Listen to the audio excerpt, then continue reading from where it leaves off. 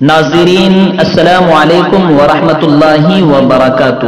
اس وقت بہت ہی خوشگوار خبر آ رہی ہے کہ ساؤتھ انڈیا فلموں کی اداکارہ، معروف اداکارہ مونیکا نے اسلام کو قبول کر لیا ہے، اسلام کو اپنا لیا ہے۔ مونیکا کا کہنا ہے کہ میں نے ریسرچ کیا اور اس کے بعد یہ فیصلہ کیا کہ میں اسلام کو اپناتی ہوں، یعنی انہوں نے خود اپنے آپ میں کسی کے نہ دباؤ میں یہ فیصلہ کیا ہے اور نہ کسی لالچ میں یہ فیصلہ کیا ہے، بلکہ انہوں نے خود کہا ہے کہ میں ریسرچ کر کے مسلمان بنی ہوں، اسلام کو قبول کیا ہے۔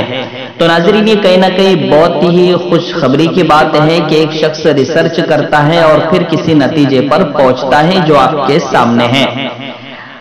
خدا نے قرآن میں فرمایا اور بجا فرمایا، اِنَّكَ لَا تَهْدِي مَنْ أَحْبَبْتَ وَلَكِنَّ اللَّهَ يَهْدِي مَن يَشَاءُ۔